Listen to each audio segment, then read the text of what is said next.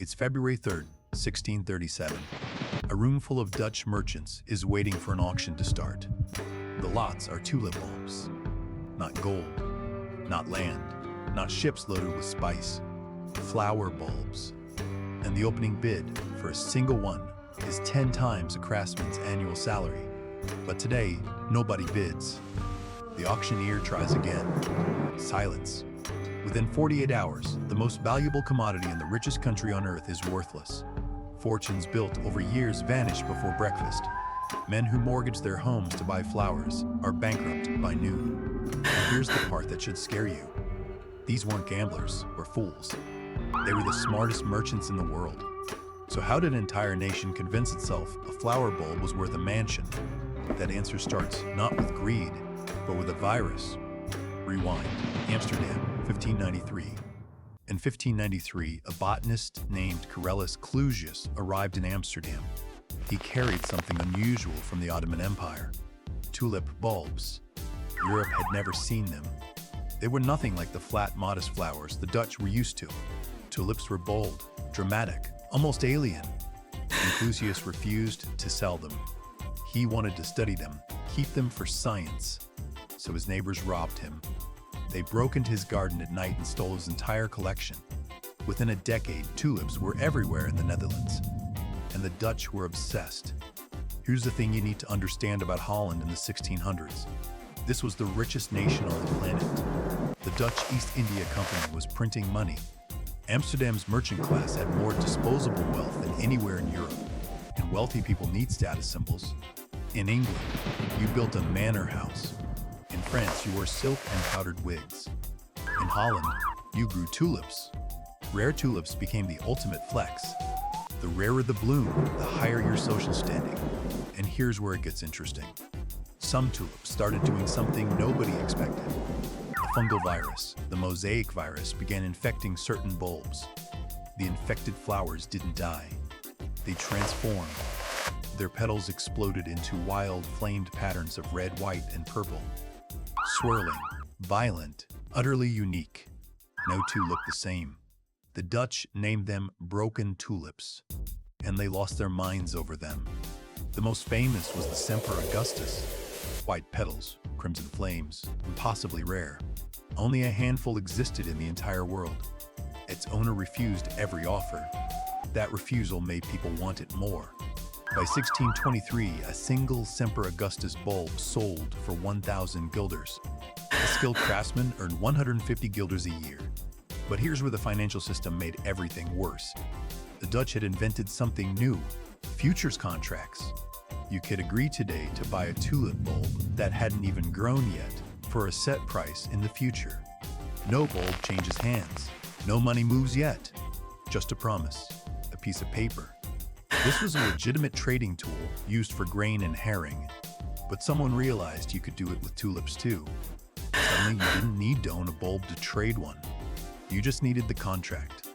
And contracts were cheap.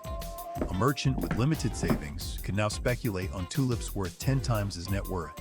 Taverns became informal trading floors.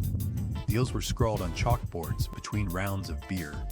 Fishermen, weavers, bricklayers, people who'd never traded anything started flipping tulip contracts. And every week, prices went higher. So more people jumped in, which pushed prices higher still. You can see where this is going. But nobody in 1636 could. Because here's the psychological trap. Every skeptic had already been proven wrong. Every person who said this is crazy watched prices double anyway. Doubt became expensive. Belief became profitable. By late 1636, trading volume was exploding. The rarest bulbs were changing hands 10 times in a single day. Each new buyer paid more than the last. Nobody was actually growing flowers. Nobody was planting anything. They were just passing contracts to each other, faster and faster, like musical chairs. But the music was still playing. And then came the detail that should have been a warning. Most of these contracts were completely unenforceable. The Dutch courts had never ruled on tulip futures. Nobody knew if the law would back them up. The entire market was built on a handshake. But at the time, nobody cared. Prices only went up. Why would you need a court if you're making money? There was one man, a cloth merchant named Jan van Goyen, who bet everything. His house, his savings, his business, all on tulip contracts. He wasn't reckless. He was following the same logic as everyone else. And in 1636, that logic had made a lot of people very rich. But somewhere in Haarlem, a small group of merchants had started asking a quiet question: who is actually going to pay these prices? By the winter of 1636, the Netherlands had lost its mind. And it had done so completely, collectively, and in broad daylight. Let's talk about what money actually looked like at the peak. A single Viceroy tulip bulb, not even the rarest variety, sold for 2,500 guilders. That bought you a complete wardrobe of fine clothes, a bed with mattress and linens, 4 oxen, 8 pigs, 12 sheep, a silver drinking cup, a ship's load of wheat and rye, 1,000 pounds of cheese, 2 barrels of wine, and 4 barrels of beer. All of that for one bulb. December Augustus, the crown jewel, had climbed to 10,000 guilders. A modest Amsterdam canal house cost around 10,000 guilders. People were trading homes for flowers, and they were doing it proudly. Because in 1636, buying a tulip wasn't gambling. It was investing. It was sophisticated. It was what smart, modern, forward-thinking merchants did. The social pressure was suffocating. If you weren't in the tulip trade, you were being left behind. Your neighbor had just made 3 years' salary in a single week. Your brother-in-law turned a 200 guilder investment into 2,000. What exactly were you waiting for? This is the part of every bubble that's hardest to explain from the outside. It didn't feel like madness. It felt like opportunity. The tavern trading floors were electric. Men in their finest coats, chalk dust on their sleeves, shouting contracts across crowded rooms, deals done in minutes, profits collected hours later. It was loud and chaotic and alive, and it had made ordinary people feel extraordinary. A weaver from Haarlem had turned his loom into leverage. A fisherman from Enkhuizen had quit the sea entirely. Why risk your life on the North Sea when you could get rich in a warm tavern? This is when things got truly bizarre. Accounts from the period describe a British sailor who arrived at a merchant's warehouse. He saw what he thought was an onion sitting on the counter. He picked it up and ate it with his herring. It was a Semper Augustus bulb worth 3,000 guilders. The merchant had him arrested. The sailor had eaten a house, and he had no idea. Stories like that spread fast, but they didn't sober people up. It just confirmed how valuable tulips had become. Meanwhile, the people at the top of this market were living extraordinarily well. Florists, the term for tulip traders at the time, threw lavish dinner parties. Wine flowed, deals were toasted. The most successful traders built new homes along Amsterdam's canals. They commissioned portraits of their finest blooms, painted tulip books, hand-illustrated catalogs of rare varieties were traded like stock prospectuses. These books cost more than most people earned in a year, and a legitimacy felt real. This wasn't some back alley con. The most respected merchants and the most respected trading nation on earth were all in. Bankers were in. Aristocrats were in. City officials were in. When the establishment participates, it stops feeling like a bubble. It starts feeling like the new normal. Jan van Goyen, the cloth merchant we mentioned earlier, was fully committed by now. He'd sold his cloth business. He'd leveraged his house. He was all in on contracts for the spring harvest. He wasn't panicking. He was planning. He expected to clear 10 times his investment by June. And why not? That's what everyone else had done. But there was something the florists were all quietly ignoring. Tulip bulbs had a season. You could only actually deliver them from June to September. The futures contracts running through winter were IOUs for bulbs that didn't exist yet. And those contracts had ballooned to prices that only made sense if someone, somewhere, actually wanted to own a tulip. Not flip it. Not trade it. Own it. Plant it. Look at it. The entire market depended on that person showing up. And in the taverns of Haarlem in early February 1637, the florists were starting to look around, at each other, at the door, waiting for buyers who weren't merchants, buyers who just wanted flowers. They were waiting for real demand to catch up with imaginary prices. And on February 3rd, 1637, in a routine bulb auction in Harlem, nobody came, not one bid. For the first time in 3 years, the room went quiet, and every florist in that room understood immediately what it meant. The music had stopped, and there weren't enough chairs. The silence in that Harlem auction room lasted only a few seconds, but those seconds changed everything. Word travels fast in a small country. By nightfall on February 3rd, 1637, the news had reached Amsterdam. No bids in Harlem. The next morning, another auction. Same result, silence. And then something that had never happened in 3 years of tulip trading occurred. Sellers started dropping their prices. Not by a little, by half. And still nobody bid. So they dropped again. And still nobody came. Here's what was happening inside the market simultaneously. Every florist holding contracts needed to sell before the bottom fell out. But to sell, they needed buyers. And every potential buyer was watching prices fall. Why buy today what will be cheaper tomorrow? This is the death spiral of every collapsing market. Sellers panic. Buyers wait. Prices fall faster. More sellers panic. Within 1 week, tulip prices had dropped 90%. The Semper Augustus, the crown jewel, the 10,000 guilder masterpiece, became effectively worthless. Not 5,000 guilders, not 2,000. Worthless. Nobody wanted it at any price. And now came the legal catastrophe. Remember those unenforceable contracts? The handshake deal scrawled on tavern chalkboards? Florists who had sold contracts were now demanding payment. Florists who had bought contracts were refusing to pay. Why would you honor a contract to buy a bulb for 2,000 guilders when that bulb was now worth 20? The Dutch courts were flooded with cases, and they made a ruling that shocked the market. Most tulip futures contracts, they decided, were essentially gambling debts, and gambling debts were not legally enforceable in Dutch courts. Contracts that represented millions of guilders in theoretical wealth voided. Just like that. The paper was worthless. The promises were worthless. The entire financial architecture of the tulip market dissolved in a single legal ruin. Now let's talk about John Van Guyen, the cloth merchant who bet everything.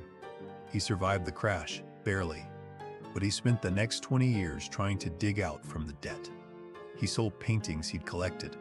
He sold property. He took commissions he would have previously refused. He died in 1656 still owing money, still paying for flowers he never planted. His story wasn't unique. Across the Netherlands, the fallout was brutal but strangely quiet. There were no riots, no public executions, no dramatic government intervention, just thousands of private disasters unfolding behind closed doors. A weaver in Harlem who couldn't pay his rent. A fisherman in Enkhuizen who'd sold his boat to buy contracts. A widow in Amsterdam whose late husband's estate had been leveraged into tulip futures worth nothing. The human wreckage was invisible from the street, but it was everywhere. Here's what made the aftermath particularly cruel. The people who had sold early, who had cashed out in December or January, were fine. Better than fine. They were rich. And they lived next door to the people who had held on 1 week too long. The difference between financial ruin and financial freedom was a single decision made days apart. That injustice festered. The Dutch government debated what to do. They considered honoring contracts at 10% of face value. They considered banning futures trading entirely. They argued for months. And ultimately, they did almost nothing. A resolution was passed allowing buyers to void contracts by paying a small penalty fee. That was it. No bailout. No compensation for losers. No punishment for the people who had driven prices to insane levels. The message from the Dutch government was brutally clear. You gambled. You lost. Figure it out. And within a year, the tulip market stabilized. Not at zero. People still bought and sold tulips, but at rational prices. The Semper Augustus bulb eventually sold for what it actually was. A flower. A beautiful, rare, temporary flower. The fortunes were gone. The contracts were void. The tavern trading floors were quiet. In the Netherlands, the richest, most sophisticated financial nation on earth, was left to explain to itself how this had happened. The answer they arrived at was uncomfortable. It wasn't fraud. There was no mastermind, no single villain, just thousands of rational people making individually logical decisions that added up to collective madness. And that realization was somehow more frightening than a con man would have been. The tulip market never recovered its mania, but the world it left behind was permanently changed. Let's start with what actually happened to the Dutch economy. Here's the uncomfortable truth historians argue about to this day. The Netherlands didn't collapse. The Golden Age continued for another 50 years. The Dutch East India Company kept printing money. Amsterdam stayed the financial capital of Europe. So was Tulip Mania even that catastrophic? For the country, arguably no. For the individuals caught inside it, absolutely yes. The damage was hyper-local and deeply personal. Thousands of families quietly absorbed losses they never fully recovered from. No official count of victims was ever made. No compensation fund was ever created. Their stories dissolved into private shame and unpaid debt. But here's why Tulip Mania matters more than almost any financial event of its era. It gave economists something they'd never had before: a fully documented speculative bubble, start to finish. Every stage recorded in contracts, court documents, and pamphlets. The anatomy of collective financial delusion, preserved in perfect detail. Within years of the crash, Dutch writers were already analyzing what happened. They identified the feedback loop. Rising prices attracts new buyers. New buyers push prices higher. Higher prices validate the original buyers, which attracts even more buyers until the loop breaks. That cycle had existed before 1637, but Tulip Mania was the first time anyone wrote it down clearly enough for future generations to read and ignore. Because here's the brutal punchline: they ignored it completely. 30 years after Tulip Mania, the same Dutch merchants piled into shares of the same Dutch East India Company and created another bubble. 80 years later, the South Sea bubble wiped out British investors, including Isaac Newton, who lost the equivalent of $3 million. He reportedly said he could calculate the motion of heavenly bodies, but not the madness of people. 250 years later, American investors did it with railroad stocks, then radio stocks, then dot-com stocks, then mortgage-backed securities, then crypto. Same loop, different asset. Every single time, the people inside the bubble believed their situation was different, that the new asset was genuinely revolutionary, that prices reflected real value, that this time the music wouldn't stop. And every single time, someone was still holding contracts when the last auction went silent. The tulip bulbs rotted in the ground. The fortunes evaporated overnight. The courts voided the promises. And the Netherlands woke up and asked how the smartest merchants in the world had convinced themselves a flower was worth a house. The answer 400 years later is still the same, because everyone around them believed it too. And in financial markets, belief, for a while, is all that matters, until it isn't.